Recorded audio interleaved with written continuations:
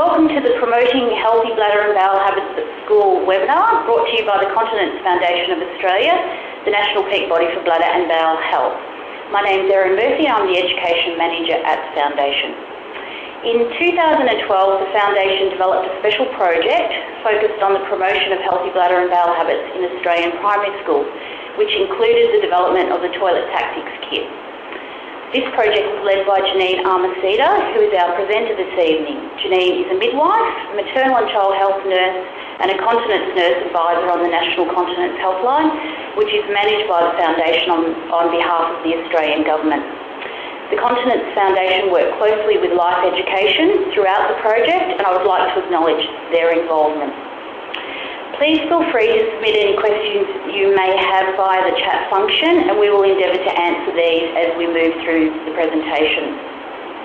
I really hope you enjoy the webinar, and we'll now hand over to Janine. Thank you. Thank you, Erin. On behalf of the Continence Foundation of Australia, I'm really pleased to have the opportunity to present this webinar on promoting bladder and bowel habits at school. And I hope you will find it valuable and get you thinking about the positive effect you can have on children's bladder and bowel. As I'm sure you are aware, continence issues affect all ages, and today we will be focusing on school-aged children. If you think about it, nearly 50% of a child's waking hours are spent at school. So schools certainly have the potential to positively or negatively impact on students' toilet habits. I hope this presentation will help you to prevent children in your class from developing a continence issue, and also help you to better understand and support any child in your class who may be experiencing a continence issue.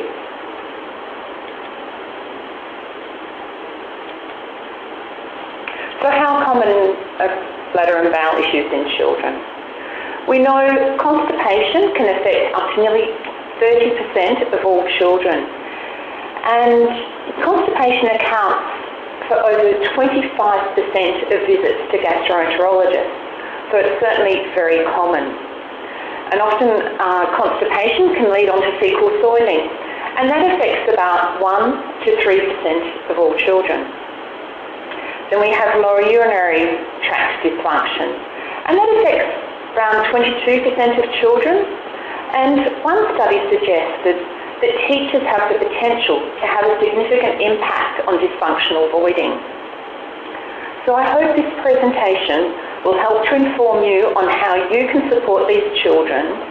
And dysfunctional voiding is basically not voiding properly, and we will discuss it a little bit further on.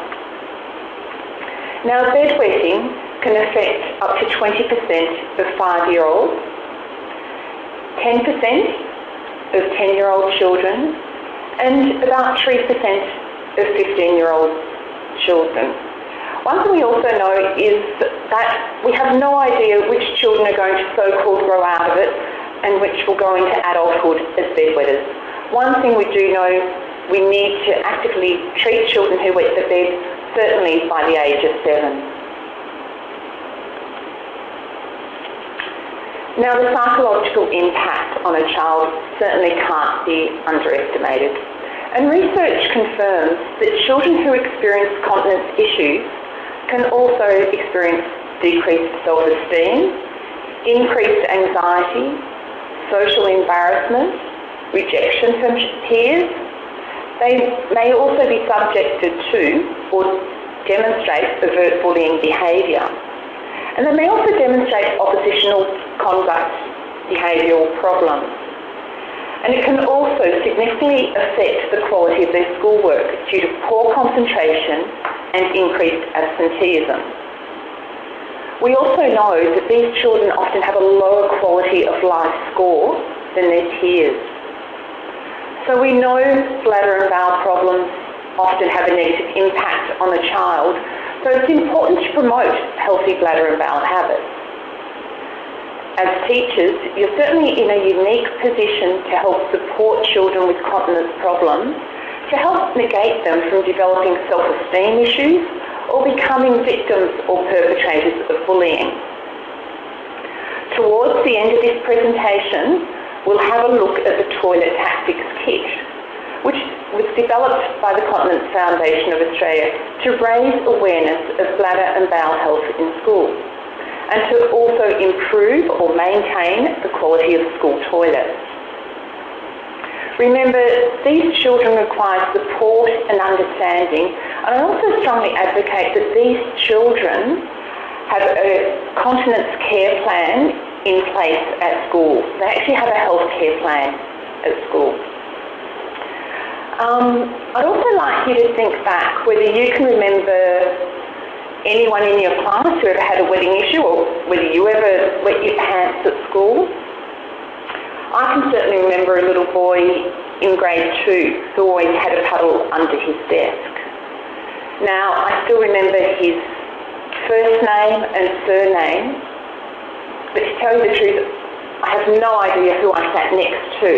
So obviously his continence issue also had a profound effect on me.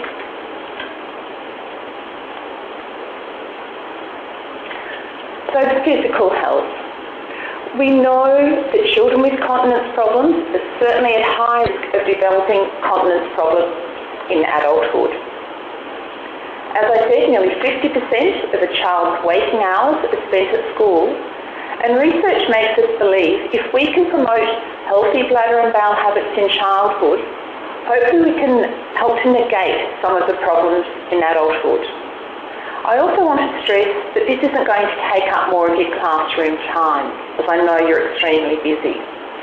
So as we go through this presentation, I hope you will develop an increased awareness of bladder and bowel health in children and how you can support your pupils.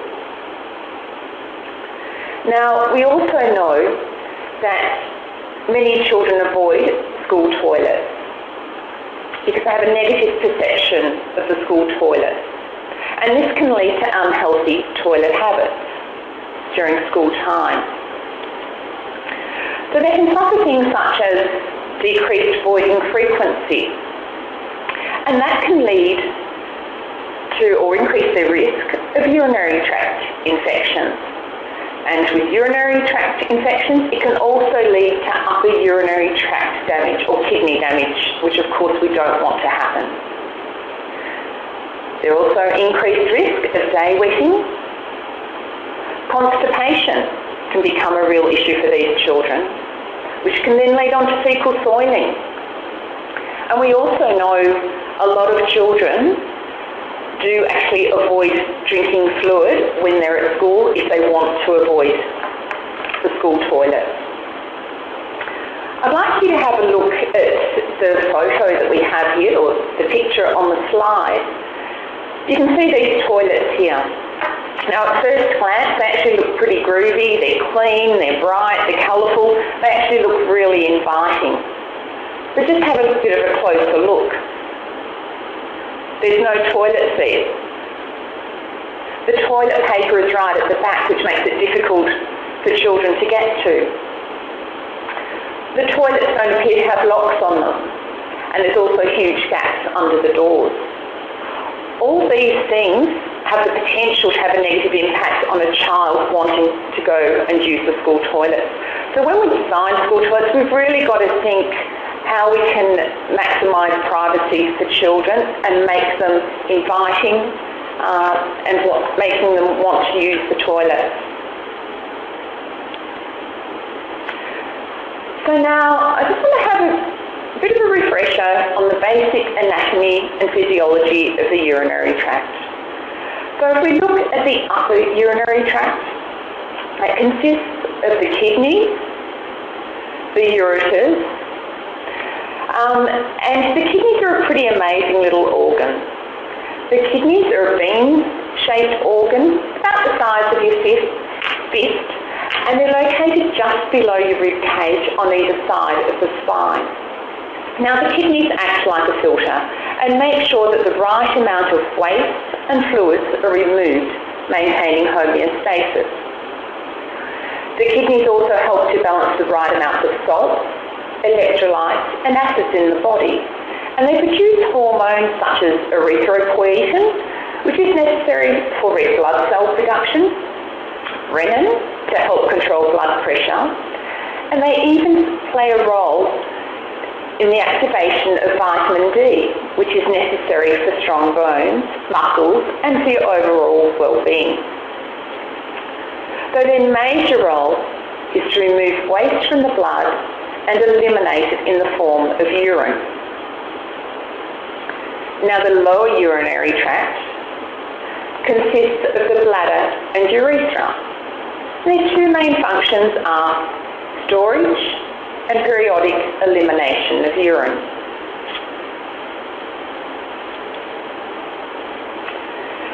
Now let's just have a look at the filling of the bladder. We know the kidneys are constantly making urine. The urine flows down the ureters into the bladder and starts to fill the bladder. Now during the filling phase of the bladder pressure slowly starts to increase. Stretch receptors in the bladder wall will initiate a reflex or a contraction, which will give you that urge to void. This reflex can certainly be inhibited if you don't want to go to the toilet or can't go for some reason. So if you're at the right place at the right time and go to the toilet, you sit down on the toilet, you relax your pelvic floor muscles, the urethral sphincter will open, the bladder will contract, so then the pressure above is greater than the pressure below, so the bladder contracts, and that will lead to micturition. Now, proper emptying of the bladder is also a complex, coordinated process from the neural circuits in your brain through your spinal cord to the smooth muscles of the bladder and urethra. Now, the pelvic floor muscles also need to work in harmony to achieve complete emptying of the bladder and also to help maintain continence. Now we need to remember the kidneys are constantly making urine. If a child's not allowed to go to the toilet or has to wait for a break, they need to suppress the urge. At recess, they may actually forget they need to go to the toilet because they have no signal letting them know that the bladder is filling. When they return to the class, they may then get a second urge to void. This time, the urge is stronger, and it may even be painful as the bladder is fuller, as it's becoming increasingly difficult for them to also hold on. If such a child's not allowed to go to the toilet, they're certainly at risk of wetting their pants. And we know they won't be concentrating on learning, as their main focus will be concentrating on holding on, because they don't want to wet their pants. The psychological impact of a child wetting their pants in a class cannot be underestimated, as we've said earlier.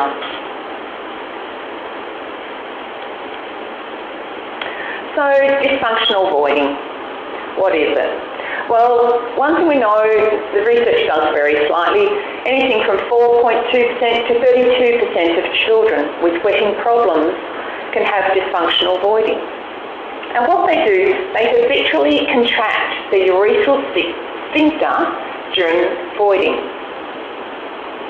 As a continence nurse, we often do a uroflow on children, and what that does is actually measure the flow rate of the urine. With normal voiding, what we expect is to end up with a printout of a bell curve. With abnormal voiding or dysfunctional voiding, we'll get this jagged curve.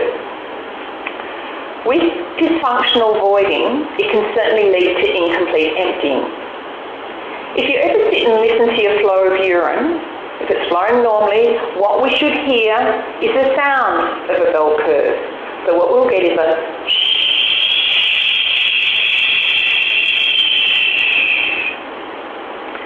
with abnormal voiding, what we can get is a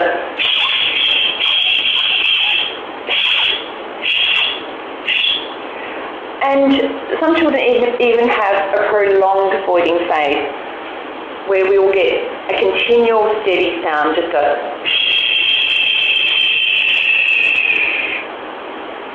Now all of this, of course, can lead to the bladder not being emptied properly, and of course with incomplete emptying, with retention of urine, it makes these children at risk of urinary tract infections, which of course can lead to upper urinary damage as well.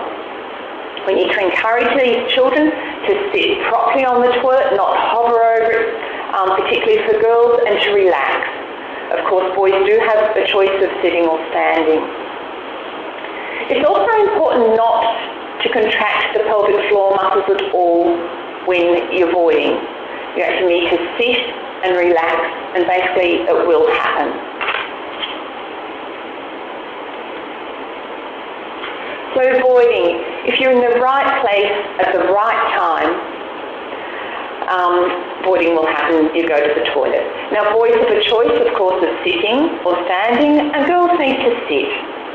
We need to relax, not force the urine out. It's important not to push or strain when we urinate. Important not to hover over the toilet seat. I don't know if any of you, but I was certainly told as a little girl growing up never to sit on the public toilet, and I certainly used to hover over toilets.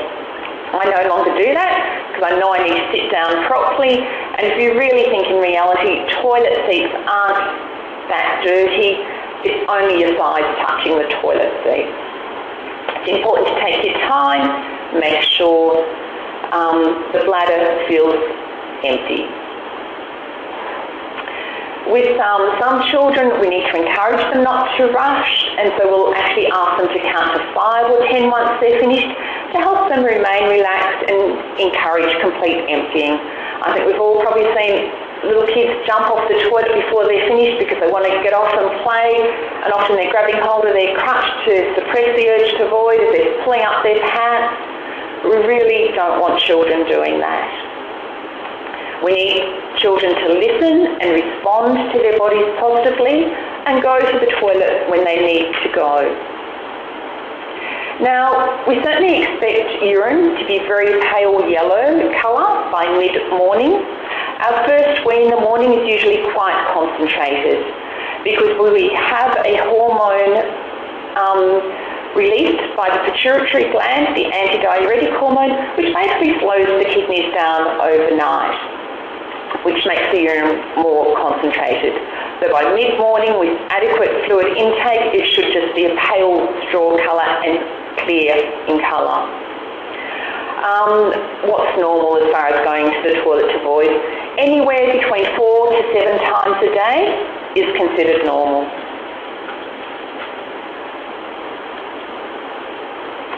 So I'd just like to turn to Erin and just ask whether we do have any questions at all now. We do actually, Janine. We've had a couple of questions. The first question is, what happens if children push or strain to urinate? Okay, what that can actually do is lead to incomplete emptying. So if they are pushing or straining, maybe they have some kind of obstruction. It's not considered normal, and they really need to be investigated to see what's actually happening.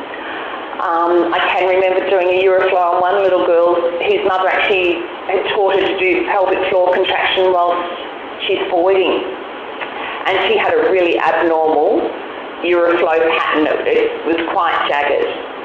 But then once taught her again to sit down, relax, and not to contract those muscles, she ended up with a normal voiding pattern.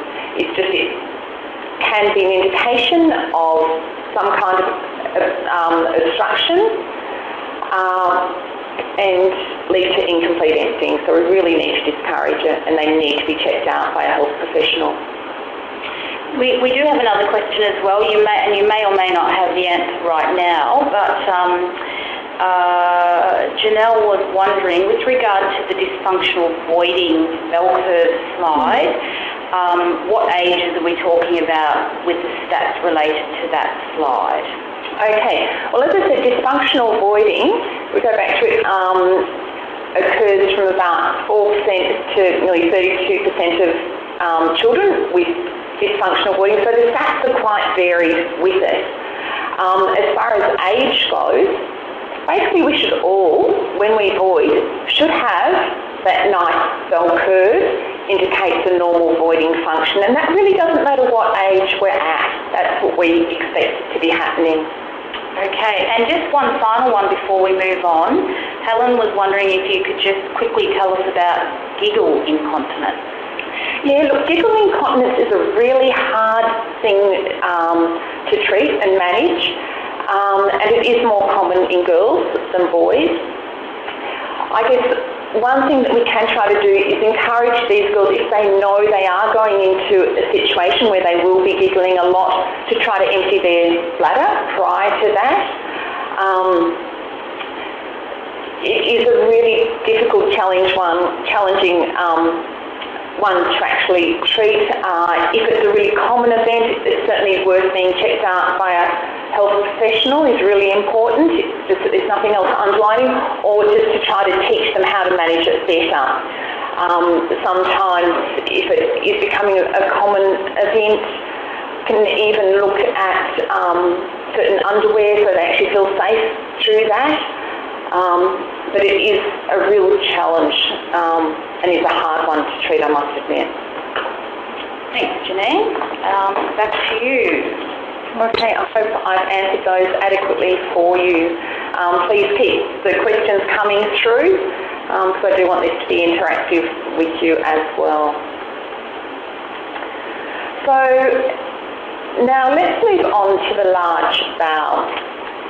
Now, I know again, most of you know the basic A&P of the intestine, so I just want to really hone in on the large intestine and what happens there.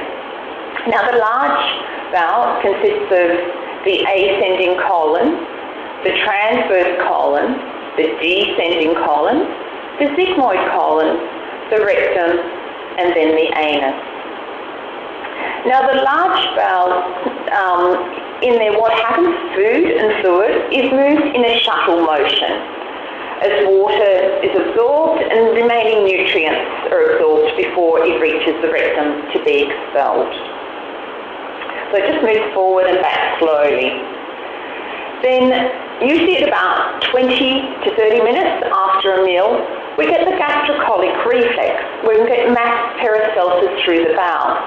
At this time, the contents of the bowel can move forward between 20 to 30 centimetres, and that's often the time when we actually get the urge to defecate or the call for stool. It's important to know when you need to defecate, and the neural pathways, again, need to be, between the brain and the bowel, need to be intact. And the neural pathways are so finely tuned in the sigmoid colon that they're able to recognise if it's feces, fluid, or flatus that has expanded it due to the pressure, and then it lets your brain know. So it's then up to you how you respond. Remembering not all people have as much control as others. So your options are go to the toilet.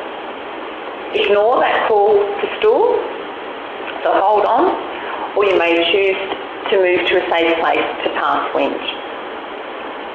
It's also important to understand for defecation to occur, the pressure in the rectum needs to be higher than the anal pressure. So the anus needs to relax, the pressure above forces the feces out. And it's also important that the pelvic floor muscles are relaxed.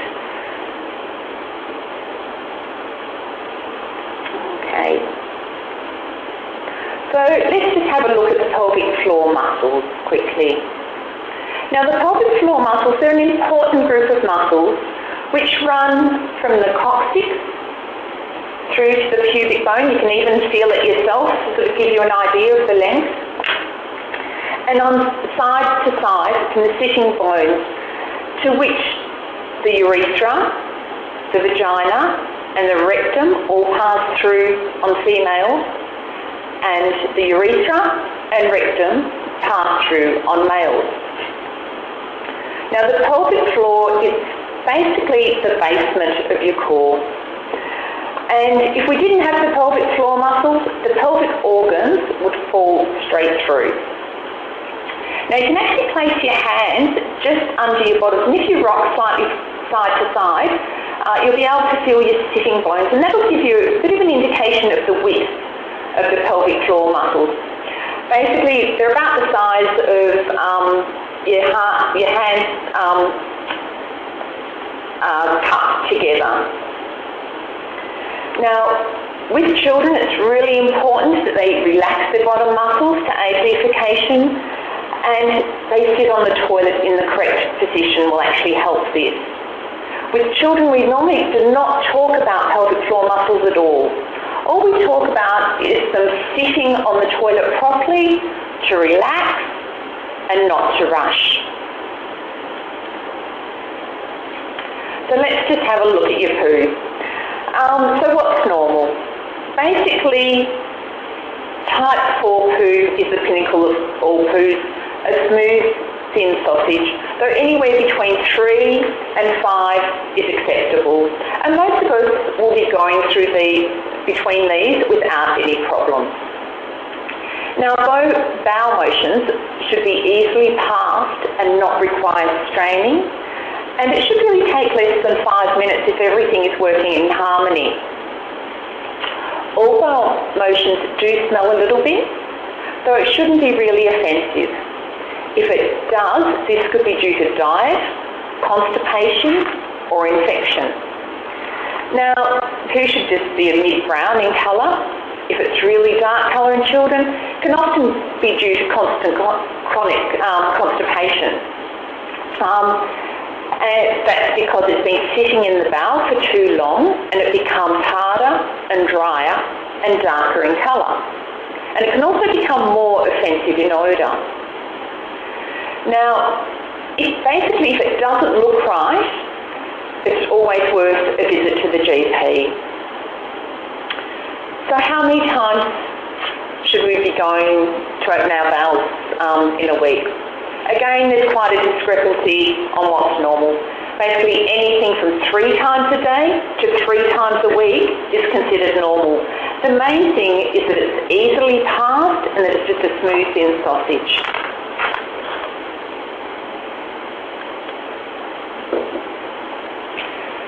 So, causes of constipation. Now, we know about 95% of cases of constipation are actually due to non-organic causes, which means there's no neurological reason for it to be happening.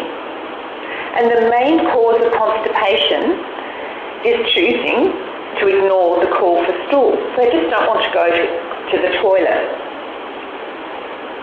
And that's usually more because of pain, or it's inconvenient than actual fear of the toilet. Then 5% of cases are organic or anatomical causes such as hypothyroidism, celiac disease, spinal cord injuries, spina bifida, cystic fibrosis, just to name a few.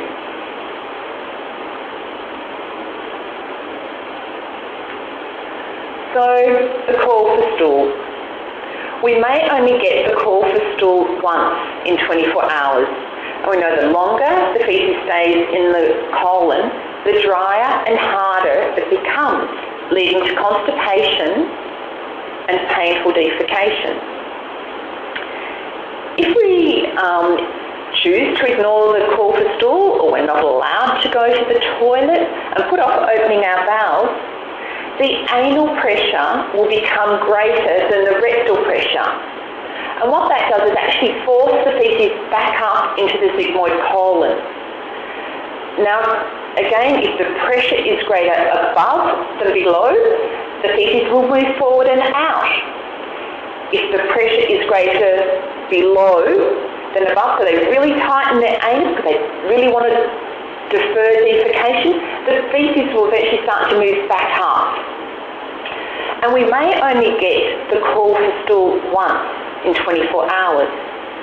And we know the longer the feces stays in the colon, the drier and harder it becomes, leading to constipation, and then it can be really painful to actually go to the toilet. So that leads us through a vicious cycle of constipation. So what happens is you get a long delay in passing of stool. That will make the bowel motion larger and harder. The stool will become larger and harder. It can actually start to really stretch the bowel, overstretch the bowel. Then when they finally go to the toilet, it can cause overstretching of the anus, which is going to be painful, and it can even cause anal tears. That will lead to the child attempting to avoid defecation because it's been so painful. So again, the feces stays longer in the bowel, becomes harder, so we just end up in this vicious cycle. Now, if the child does experience an anal tear or fissure due to the pain from the spasm, the spasm can actually last for several hours. And in reality, not many children are actually scared of going to the toilet or scared of the actual toilet, so they're fearful of the pain that a hard bowel motion has actually caused. And I guess signs of constipation are less than 3 bowel motions a week. They may have an episode of fecal incontinence or fecal soiling. They may have a large stool in the rectum, and it may even be palpable on abdominal palpation. So often with these children, we'll actually have a feel of their tummy, and we can actually feel the hard feces in the bowel. And stool can even obstruct the toilet. And some children actually have a retentive posturing and withholding position. I can remember seeing one child who actually jumped up all of a sudden and started rocking on a chair and standing on his tiptoes, and his mum said, "Oh, this is what he does all the time. He's holding on to his bowel motions," and he was really chronically constipated and needed to be cleared out. And of course, painful defecation is going to put us into this vicious cycle. So, a loaded rectum, what happens is, if any of you have had or do have a child who is fecal soiling in your class, a loaded rectum is often the culprit. What happens is that the bowel motion starts to move down, the child will really squeeze the anal sphincter strongly, and what that will do is force the bowel motion back up into the colon. As you can see here, the bowel motion starts to become larger, and it starts to get more knobbly as it's getting drier and harder. And sometimes what we can get is like a fecal ooze that comes around and out. So sometimes you can even think these children have diarrhea, but what they actually have is fecal loading with overflow. Also, if the child's chronically constipated, they may actually get skid marks in their underwear. Now, the child's often unaware that this is even happening. They really don't know that it's happening. Because what happens is the chronic constipation causes an over-distension of the rectum, and that actually leads to spontaneous relaxation of the anal sphincter. So instead of the anal sphincter being nice and tight and close, it actually starts to open, and the child's completely unaware of this. And of course, that can lead to the escape of feces. Now, the child usually doesn't feel this happening. They certainly can't smell themselves either because they get used to their own odour and things. And it's really important to understand that these children are not being lazy or challenging, though they are suffering quite a severe medical condition that needs medical attention. They actually need help from a health professional. Now, with the large bowel, it can become so over-distended and stretched that it often takes over 12 months for it to return to a normal shape and sensation. And that's even with the right support and education and use of laxatives under the guidance of a specialist health professional. Unfortunately, there's no real quick fix for these children, but hopefully we can certainly get the fecal soiling under control fairly quickly. So, withholding behaviour. Why do children ignore the call for stool? Pain is usually the main reason, because they're fearful that it's going to hurt. Okay, it's not the fear of the toilet, it's the fear of the pain, usually. Often they're too busy, or it's not a convenient time to go to the toilet. They might be allowed to go to the toilet, particularly during school time, during classroom time. The toilets may be dirty, or the different toilets, so they don't feel comfortable. And as we said earlier, a lot of children certainly want to avoid using school toilets. Now, it's also in the morning, a lot of households are really busy places, and children may not have the time to go to the toilet before school, especially if there's 3 or more children in the family and there's only one toilet. If the child ignores the call for stool, the longer the feces stays in the bowel, the more water is absorbed, and the harder and drier it becomes. And then that, of course, leads to the vicious cycle of constipation.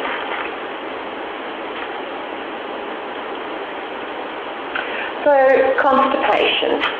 It can also lead onto other things. As we said, the vicious cycle of painful defecation, but fecal soiling. Also, urinary incontinence, because what happens is the full bowel takes up room in the pelvic region, which doesn't allow as much room for the bladder to expand. It can also knock on the bladder, and then that can lead to bladder overactivity, or that sense of urgency of needing to empty your bladder in a hurry. The other thing it can do is lead for emptying of the bladder, which puts you at risk of urinary tract infections, and it can also impact on day and night wetting. Now, we know children with chronic constipation who wet the bed. If we resolve the constipation, in 63% of cases, the bed wetting will resolve. And if a child day wets and has chronic constipation, if we resolve the constipation, it will resolve day wetting in 89% of cases. So there's certainly a really strong link between bladder and bowel incontinence and constipation. And as we said earlier, we certainly can't underestimate the psychological impact continence issues can have on children.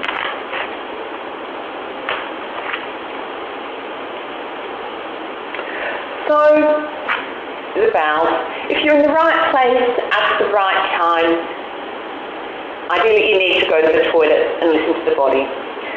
You need to sit on the toilet well supported, straight back, lean forward, so you're bending from the hips, and place your hands or elbows on your knees. The feet need to be well supported, and it's important not to rush. We need to encourage children to listen to their bodies and go to the toilet when they have the urge, and to sit properly on the toilet. Now, a good time to sit on the toilet, to open your bowels, is about 20 to 30 minutes after a meal to take advantage of the gastrocolic reflex, where instead we get the mass propulsion of contents moving through the bowel, and the contents can move 20 to 30 centimetres at this time. And many people find that this is strongest or happens in the morning, particularly after breakfast. So it's important to try to make time for this and to encourage complete emptying of the bowels with sitting on the toilet properly. And we need to encourage children to listen to their bodies in early childhood.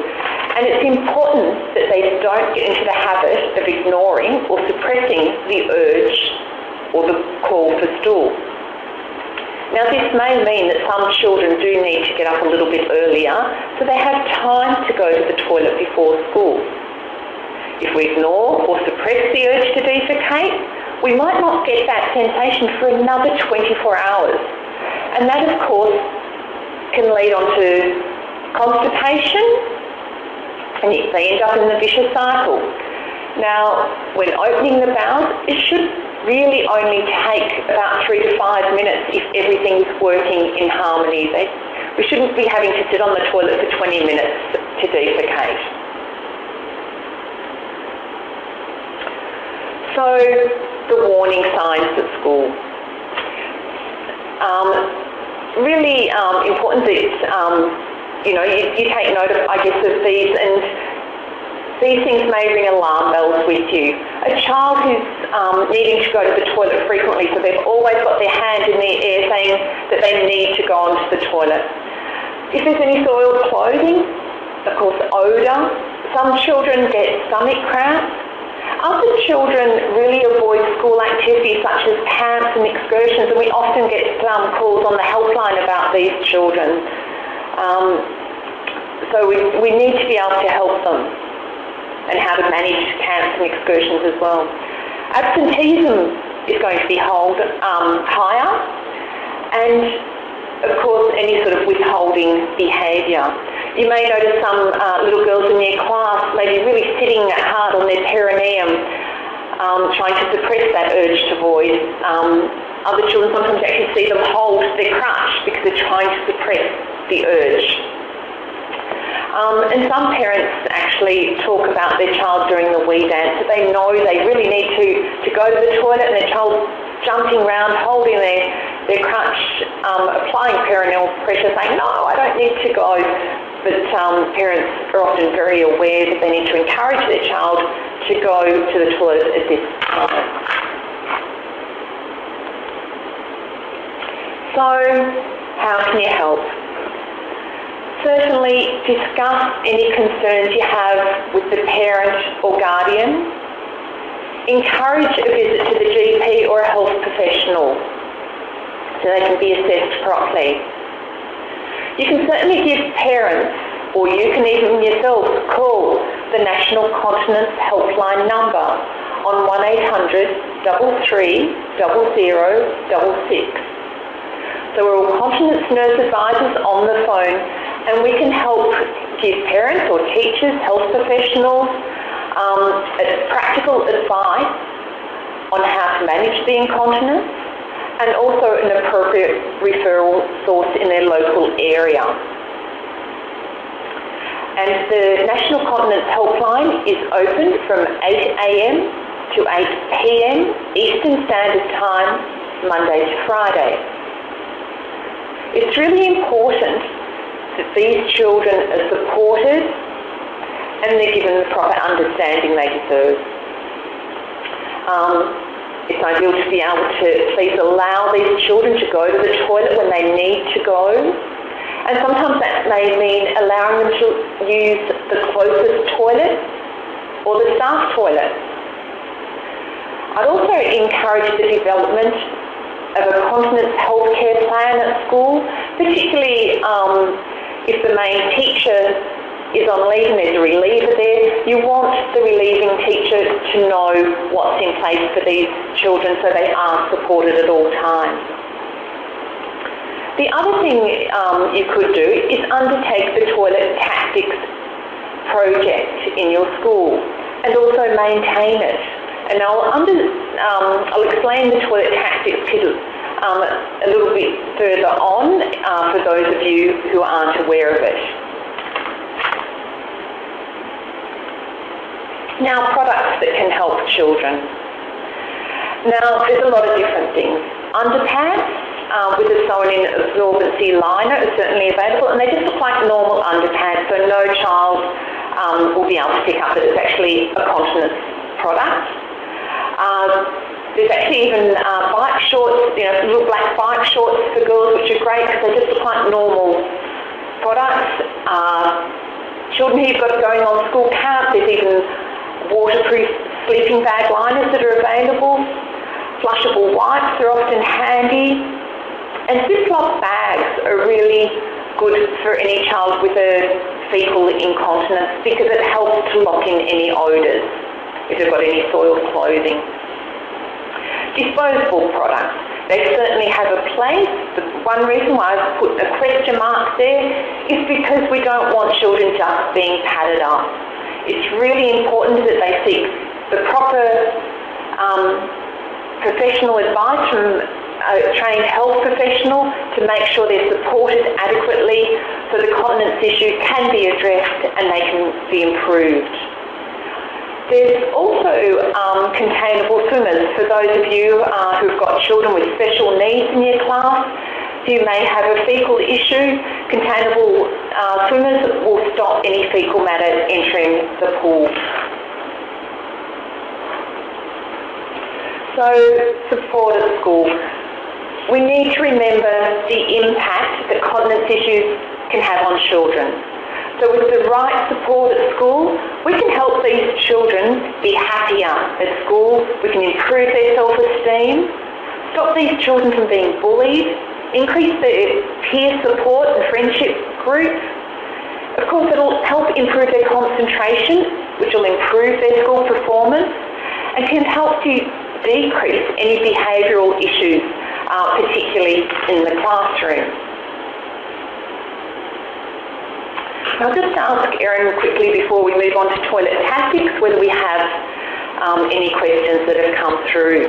We certainly do, and thanks everyone for submitting these. Now, if we don't get to your question, just keep in mind you can call that helpline and get the answers to these as well, or just call the main number as well. So I might just start with a couple of quick ones, running out of time. Helen would like to know who does the healthcare plan. Okay, the healthcare plan is normally done by health professionals in conjunction with the parent, child, and also it is good to include the school in that. So you're all on the same page and you know what can be achieved. Fabulous. And another quick one, where can you get the undies from? Okay, the undies, what I suggest is call the National Continence Helpline and we'll certainly be able to point you towards one of the providers where you can get them. A couple of the big companies that are certainly deliver to the door and things, companies such as Bright Sky, Independence Australia, In Touch, just to name a few, but really I suggest call the National Continence Helpline and we can put you in contact with the nearest supplier in your area. And one more before we move to the next section. If a 6-year-old is coming home from school wet, do you consider them incontinent even if they stay dry at home? Yes, they certainly need to be looked at as to what's happening. I'd be wondering whether this child's even using the school toilet for one that they may actually be over distending their bladder during school time, avoiding the school toilet, and then of course their bladder's so overfull that they can't control it when they get home. They certainly need proper assessment, and I'd be getting that child off to the GP to be assessed, and I'd encourage them to also call the National Continence Helpline so we can help with that as well, give them some proper up-to-date advice. Okay, now let's just have a quick look at the Toilet Tactics Kit, which we launched back in 2012. This is it here. Basically, it's a user-friendly kit, and it was based on the UK's bog standard, and it aims to raise awareness of bladder and bowel health in schools and to improve and maintain the standard of school toilets in primary schools. Through the commencement of this, we actually undertook a pilot study, and what we found was that 100% of our pilot schools actually thought Toilet Tactics was a really worthwhile project, and it was really easy to manage, and they would do it again. So the Toilet Tactics Kit divided into sections, and there's also actually a CD-ROM inside the front cover. Now, its aim is to involve the whole school community, so schools have the capacity to use the kit however they see fit. Some schools actually used to just do it on the younger school levels. Others schools decided to get their student school council to actually lead this project. And the kit actually includes things like a school toilet checklist, a student survey, which is also on the CD-ROM, which will help to actually collate the results of the survey. And it encourages the whole school to be involved, and what we like is for the school to write a school toilet charter in consultation with the whole school community. And any concerns are actually addressed seriously and straight away. And as I said, students are encouraged to lead the project, and I guess we believe that by giving them ownership of the project, that they'll look after the school toilets better. Now, as I said, it's divided into different sections. The kit also has a number of activities that teachers can incorporate into their classes, or are good for a week timetable if the children are in class. There's a word search, spot the difference as well. So there's a couple of different activities that you can use in the class. So we certainly know that many children are influenced by the negative perceptions of school toilets, and so they've adopted unhealthy toilet habits during school time. So by implementing and maintaining the toilet tactics in your school, you can actually help encourage children to adopt healthy bladder and bowel habits, and also help children be supported better and understood better, those who are experiencing continence issues in your school. So if you do want to order a toilet tactics kit, the easiest way is to go online onto www.continence.org.au, and you'll be led through to the toilet tactics kit, and there will be some questions for you to put in and your details, and then we will forward you a toilet tactics kit. If any of you have any questions about continence issues, or a child with a continence issue, direct them to the National Continence Helpline. Remember, we deal with all ages, all continence issues across the lifespan. So if any of you have parents as well with continence issues, please don't hesitate to get them to call us as well. And we're able to give free confidential advice. So our number again is 1-800-33-0066, and we're open 8 a.m. to 8 p.m. Eastern Standard Time, Monday to Friday, and they're able to talk to a continence nurse.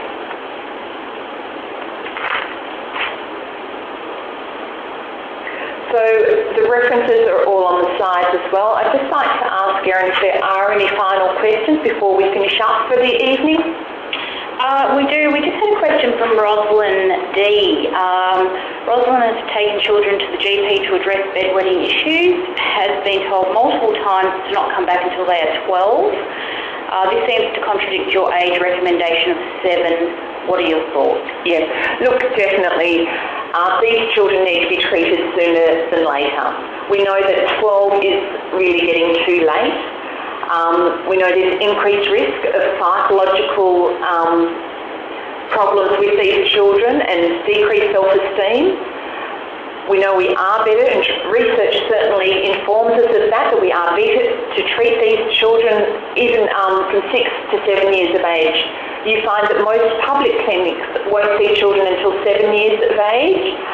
So if it's really worrying a child who's younger, then it may be addressed then, but certainly we do hear sometimes parents ringing us of a child who's 12 saying, oh, the GP said don't worry about it. And it's then becoming a real issue because they are 12, they're becoming adolescents, and then they can start to try to hide it, and we don't want that to happen. But really strongly advise you to ask them to call us on the National Continence Helpline so we can advise them on practical things they can do, and also refer them to an appropriate service so they can really make an informed decision. Okay, and we might squeeze one more in. Okay. when you said earlier that treatment should be addressed at 7, what treatment processes would be typical at that age? And that question was from Rosalind. Thanks, Rosalind. Okay, things we look at when we assess a child, we always assess, like do a thorough medical history to see whether there's anything underlying. Of course, check the urine, make sure there's no urinary tract infection. We look at a child's input and output. It's important that they're drinking well throughout the day. Some children, as we said earlier, avoid drinking at school, and some of these children actually come home and they drink copious amounts late into the evening because they haven't drunk anything at school. They've done all their drinking in the last 3 hours before going to bed, and that's going to make them more likely to wet. We look at, of course, child's bladder capacity, the types of fluids they're drinking. So we want to encourage water during school time. If children can sometimes be daunted by taking a litre bottle off to school, sometimes it's advisable to break that up into 2 or 3 smaller bottles. So you can say to the child, drink that at morning tea time, have that at lunchtime, have that at afternoon tea time, to encourage them to actually be drinking during school time. Then we usually get them to just have a glass of water at dinner time, and then little drinks after that if they're thirsty. We also need to look at their bowels because, as I said earlier, we know that constipation certainly has a huge impact on bedwetting as well, so we need to make sure their bowels are regular. If all those things are in place, then we may be looking at an alarm program. And as I said, I'd advise you to ring the National Continence Helpline and we can discuss more alarms and how you actually access them. Fabulous. Thanks, Janine. We have a few more, but they're fairly complex, so I think possibly at this stage of the webinar they may be a bit complex, but like Janine suggested, just give us a call on the helpline. That'd be fantastic. I guess as we're getting near the close, I would firstly like to thank everybody who has taken the time to come and attend tonight. We really appreciate your presence and your interest and involvement. I would particularly like to thank Janine, my colleague, very passionate nurse and professional, and we're very lucky to have her on board with her level of knowledge and passion. So thank you, Janine. Don't forget the helpline, and if you don't mind, once the webinar finishes in a couple of seconds, there will be a very short exit survey. It'll only take about 30 seconds. I've designed it to be 30 seconds. If you could fill that in for us, that would be terrific. And give us some ideas, and perhaps we can look at diversifying the topic for another webinar. So thanks one and all, and have a fantastic evening. Thank you. Thank you.